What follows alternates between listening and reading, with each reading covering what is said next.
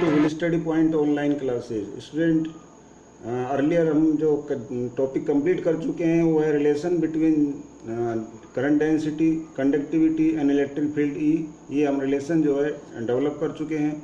अब हम आज जो है नए टॉपिक स्टार्ट कर रहे हैं वो है limitations of Ohm's law. Okay, अभी तक हमने ये स्टडी किया है कि जो ओम्स लॉ होता है वो एप्लीकेबल होता है सभी मेटल्स के अंदर, हर केस में एप्लीकेबल होता है। यानी कि यदि हम V और I के बीच में यदि हम ग्राफ ड्रॉ करते हैं तो वो स्ट्रेट लाइन आता है। जैसे जैसे करंट बढ़ती है तो पोटेंशियल भी इंक्रीज होता है यूनिफॉर्मली, लेकिन ऐसा हमेशा नहीं होता है। इसलिए हमने यहाँ पर टॉपिक लिया है limitations of Ohm's law. Ohm's law में हमेशा जो है ग्राफ स्ट्रेट लाइन नहीं आता है, वो हम 12th क्लास में पढ़ेंगे। तो this law is applicable under ना certain condition but it is not a fundamental law for all material. यानी सभी मटेरियल में ओम्स लॉ जो है एप्लीकेबल नहीं होता है, यूनिफॉर्म ग्राफ नहीं आता है। तो देखते हैं किस किस में ऐसा होता है। एग्जाम्पल देखिए, नॉन ओमिक कंडक्टर, मतलब ऐसे कंडक्टर की हम स्टडी कर रहे हैं जिसमें ओम्स लॉ जो है फॉलो नहीं होता है, जो ओम्स लॉ को फॉलो नहीं करते हैं। देखिए नंबर 1 है हमारे पास metallic conductor. For small current metallic conductor obey the Ohm's law, यानी कि स्मॉल करंट पर तो ओम्स लॉ फॉलो होता है, ग्राफ जो है स्ट्रेट लाइन आता है। आई बढ़ने पर वी भी यूनिफॉर्मली बढ़ता है।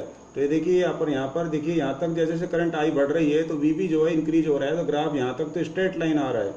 लेकिन जैसे ही हम जो है करंट ज़्यादा करते हैं, बहुत ज़्यादा करंट इंक्रीज कर देते हैं, तो ग्राफ जो होता है वो स्ट्रेट लाइन नहीं आता है। मीनिंग क्या है कि जो वी है वो अचानक से तेज़ी से बढ़ने लगती है। तो देखिए, when large current are pass through the same conductor it get heated up. तो करंट कंडक्टर क्या होता है, हीट अप हो जाता है and its resistance increase. Resistance increase होने की वजह से क्या होता है, वी आई ग्राफ फिर स्ट्रेट लाइन नहीं रहता है। दूसरा केस है वो है पी एन जंक्शन डायोड का। पी एन जंक्शन स्टूडेंट क्या होता है, इसमें जो पी टाइप का और एन टाइप के सेमीकंडक्टर्स होते हैं। पी टाइप का सेमीकंडक्टर वो होते हैं जिसमें पॉजिटिव चार्ज कैरियर ज़्यादा होते हैं, और एन टाइप सेमीकंडक्टर वो होता है जिसमें नेगेटिव चार्ज वाले कैरियर ज़्यादा होते हैं।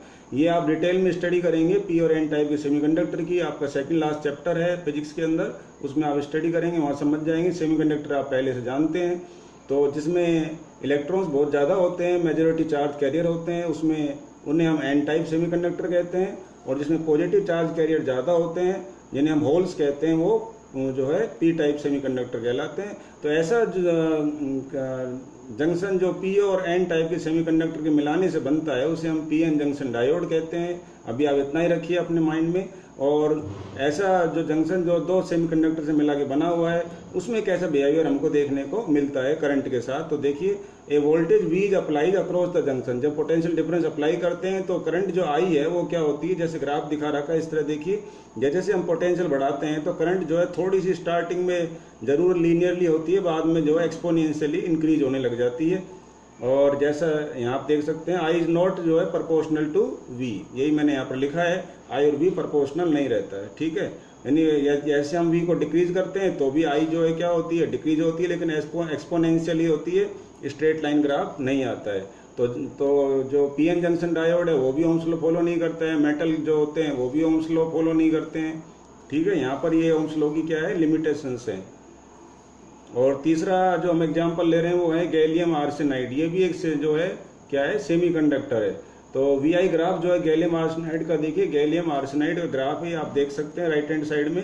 जैसे जैसे वोल्टेज इंक्रीज करते हैं तो एक सर्टेन वोल्टेज पर जो है मैक्सिमम हो जाती है करंट, लेकिन उसके बाद करंट जो है डिक्रीज होने लगती है, यानी करंट नेगेटिव हो जाती है। और करंट नेगेटिव हो जाती है तो रेजिस्टेंस भी नेगेटिव हो जाता है।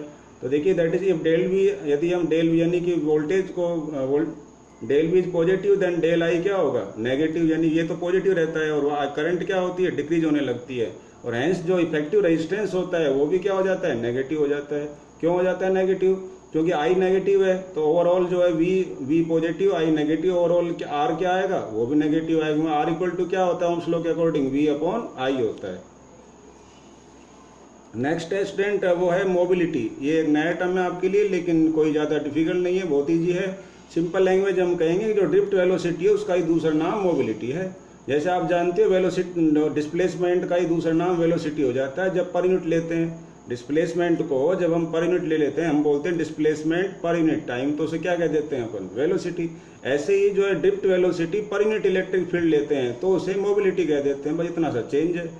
तो क्या कहते हैं, velocity, drift velocity acquired mobile charge carrier in unit यानी per unit electric field is called mobility, और it is given by mu equal to V D upon E.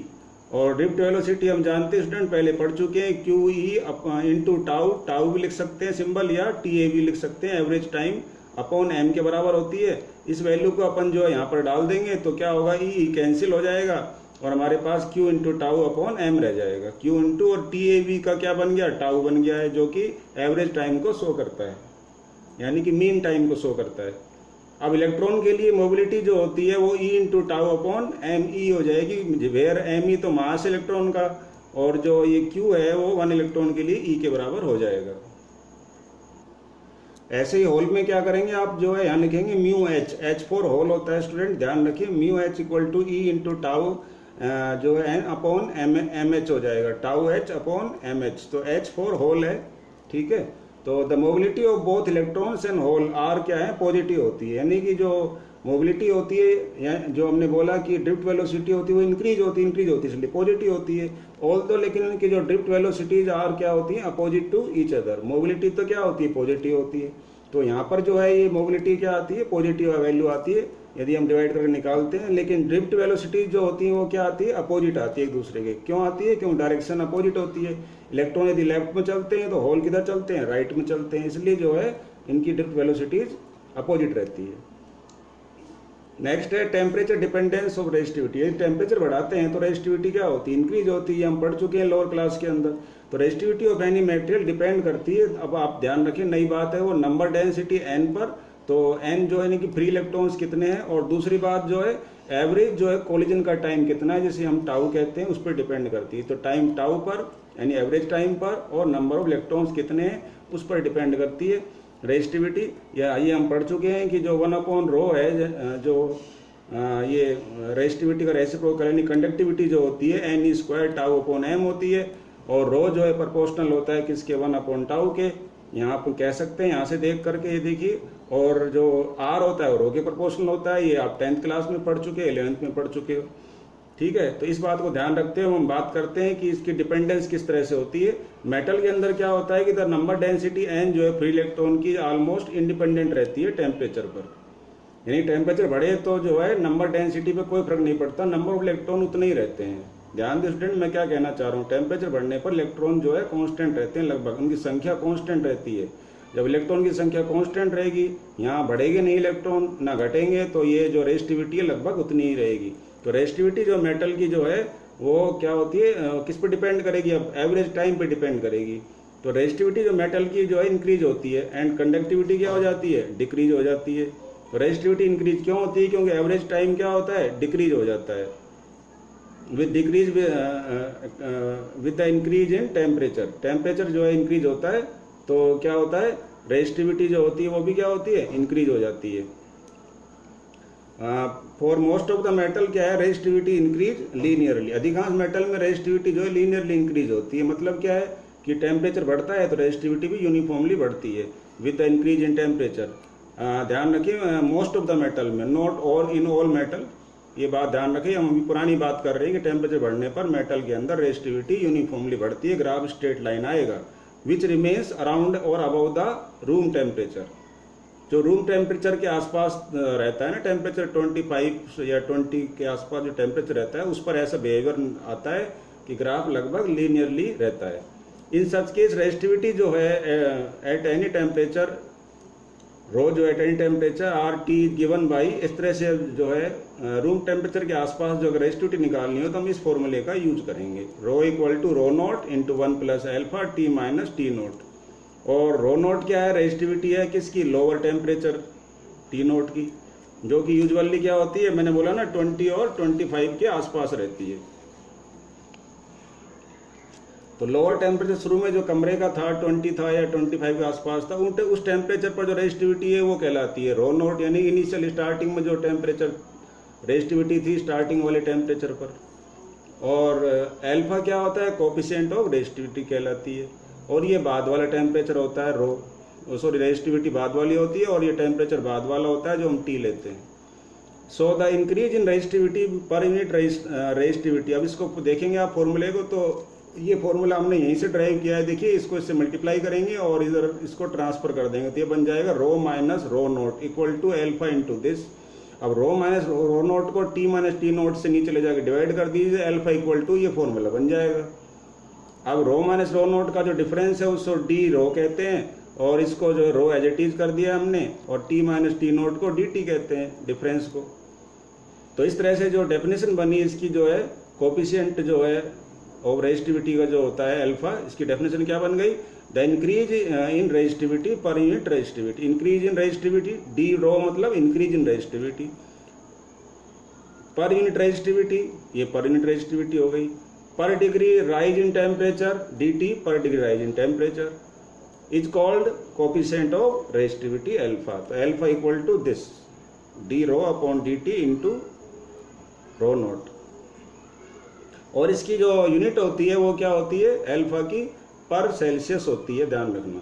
C-1 लिखा है मैंने फॉर मेटल। अल्फा क्या होता है, इसका answer जो अल्फा का मेटल के लिए पॉजिटिव आता है, और फॉर मेटेलिक एलिमेंट जो होते हैं, for metallic element the temperature dependence of rho at low temperature is non linear. कैसा रहता है, नॉन लीनियर रहता है। ये स्टूडेंट बात ध्यान रखने की है कि मेटेलिक जो वो मैनी मेटेलिक जो एलिमेंट्स होते हैं उनके लिए टेम्परेचर डिपेंडेंस जो होती है रो की, वो क्या रहती है, लो टेम्परेचर पर जो है नॉन लीनियर रहती है, लो टेम्परेचर पर। और एट लो टेम्परेचर पर resistivity of A pure metal की क्या होती है, प्योर मेटल है उसकी रेजिस्टिविटी जो है लो टेम्परेचर पर क्या होती है, as a higher power of temperature increase होती है, as shown in the figure. जैसे हमने कॉपर का एग्जाम्पल लिया, अभी आपको दिखा देते हैं। ये देखिए स्टूडेंट, ये कॉपर का एग्जाम्पल है, इसमें जैसे जैसे टेम्परेचर इंक्रीज होता है तो रेजिस्टिविटी जो है शुरू में स्लो, बाद में जो है थोड़े से आगे टेम्परेचर बढ़ाने पर एक्सपोनेंशियली इंक्रीज होती है। तो प्योर मेटल के अंदर आपने क्या देखा, टेम्परेचर इंक्रीज होने पर रेजिस्टिविटी इंक्रीज हो जाती है और एक्सपोनेंशियली इंक्रीज होती है। और अब बात करते हैं अलॉय की। अलॉय में पहले से रेजिस्टेंस बहुत ज़्यादा होता है, यदि हम टेम्परेचर बढ़ाएंगे तो रेजिस्टिविटी पे कोई खास इफेक्ट नहीं पड़ता है। तो alloy have high resistivity already, तो रेजिस्टिविटी जो है नाइक्रोम की जो है वीक टेम्परेचर डिपेंडेंस, मतलब नाइक्रोम जो एक अलॉय है उसकी जो टेम्परेचर बढ़ाने पर उसकी रेजिस्टिविटी में कोई खास इफेक्ट नहीं आता है। While that of manganin almost independent of temperature, ऐसे मैग्नीनिन है वो भी जो है क्या रहता है, इंडिपेंडेंट रहता है, टेम्परेचर इंक्रीज डिक्रीज पर कोई ज़्यादा डिफरेंस नहीं आता है रेजिस्टिविटी में। ठीक है, ये ध्यान रखिए। देखो फिगर बी दिखाया हमने, टेम्परेचर बढ़ रहा है तो रेजिस्टिविटी कोई खास जो है ज़्यादा नहीं बढ़ रही है।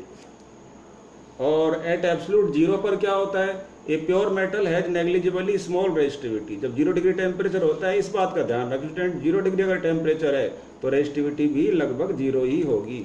वाइल एंड अलॉय में क्या होता है, कुछ जो रेजिस्टिविटी पाई जाती है, क्योंकि अलॉय तो हाई रेजिस्टेंस रखते हैं, तो टेम्परेचर 0 होगा तब भी उसमें कुछ रेजिस्टिविटी जरूर पाई जाएगी। और मेटल में क्या होता है, 0 टेम्परेचर होने पर रेजिस्टिविटी 0 हो जाती है। This fact can be use to distinguish a pure metal from an alloy. इसी कारण यही जो मेन जो रीजन है, इस वजह इसी को हम यूज करके मेटल में और अलॉय में डिफरेंस कर सकते हैं।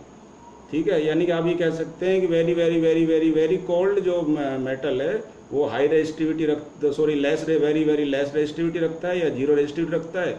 और यदि मेटल जो है थोड़ा सा गर्म है तो उसमें रेजिस्टिविटी कुछ मिलेगी, और ठंडा है तो रेजिस्टिविटी क्या होगी, 0 होगी।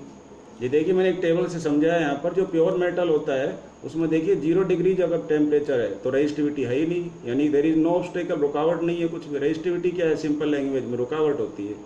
टेम्परेचर 0 है तो रेजिस्टिविटी क्या होती है, 0 होती है। लेकिन अलॉय में कुछ रेजिस्टिविटी जरूर होती है 0 पर भी। और 25 डिग्री सेंटीग्रेड तक क्या होता है कि प्योर मेटल के अंदर रेजिस्टिविटी हाई हो जाती है, बढ़ जाती है, टेम्परेचर बढ़ गया रेजिस्टिविटी बढ़ गई। और अलॉय में तो क्या है, लो ही रहती है। लेकिन जब और भी ज़्यादा टेम्परेचर बढ़ा देते हैं, 25 से ऊपर जो है एक अजीब बिहेवियर मिलता है, जैसे 25 या उसके ऊपर हम टेम्परेचर बढ़ाते हैं तो मेटल के अंदर जो रेजिस्टिविटी होती है वो बहुत ज़्यादा हो जाती है, वेरी हाई हो जाती है, और अलॉय के अंदर हाई ही रहती है, क्योंकि अलॉय में खास इफेक्ट नहीं पड़ता है इसलिए। अब इक्वेशन 1 जो हमने पीछे पढ़ी है उसको रेजिस्टिविटी की जगह रेजिस्टेंस के टर्म में लिखें तो उसको ऐसे लिखा जा सकता है, क्योंकि रेजिस्टेंस जो होता है वो रेजिस्टिविटी के डायरेक्टली प्रोपोर्शनल होता है, इसलिए यहाँ पर जो है हम रो को हटा के R लिख सकते हैं। तो RT equal to R0 1 plus alpha delta T हो गया। और उसी तरह से यहाँ पर इसको ट्रांसफ़र करेंगे तो RT माइनस R नोट आ जाएगा। ये देखिए मैंने लिखा है इसमें, और ये हो जाएगा आपके पास अल्फ़ा और डेल्टा टी की value T minus T note होगी। ठीक है, तो ये आप ध्यान रखना है आपको। और यहाँ भी चाहें तो आप RT नोट लिख सकते हैं या RT नोट ये यहाँ पे। अब हम बात करते हैं कि RT क्या है, the latter resistance at T degree Celsius. बाद वाला जो रेजिस्टेंस होता है उसको RT लेते हैं, R नोट को लेते हैं स्टार्टिंग वाला रेजिस्टेंस जो शुरू में जो है T नोट टेम्परेचर पर होता है। और डेल्टा T क्या है, जो राइज आता है, जो डिफरेंस आता है टेम्परेचर में जो बढ़ता है, वो डिफरेंस को लेते हैं यहाँ पर। ठीक है, तो इस तरह से हमने यहाँ पर एक फॉर्मूला देखा है रेजिस्टिविटी का और रेजिस्टेंस का, दोनों एक ही फॉर्मूले हैं, आप याद कर सकते हैं। बस रो को हटा के R लिखना है। और हमने क्या सीखा कि टेम्परेचर बढ़ाने पर मेटल के अंदर जो है रेजिस्टिविटी बढ़ती है, और बहुत ज़्यादा टेम्परेचर बढ़ा देते हैं तो रेजिस्टिविटी बहुत ज़्यादा हो जाती है, लेकिन अलॉय के अंदर कोई खास इफेक्ट नहीं आता है। इन सेमीकंडक्टर में क्या होता है और इंसुलेटर्स में क्या होता है, इसका भी देख लेते हैं। In case of insulators and semiconductor the relaxation time जो टाउ, जो नंबर ऑफ इलेक्ट्रॉन्स इंक्रीज हो जाते हैं, यानी कि जब नंबर ऑफ इलेक्ट्रॉन इंक्रीज हो जाते हैं तो इस फॉर्मूले से देखिए हम ये पहले पढ़ चुके हैं, जब नंबर ऑफ इलेक्ट्रॉन इंक्रीज होंगे तो रेजिस्टिविटी क्या होगी, डिक्रीज होगी।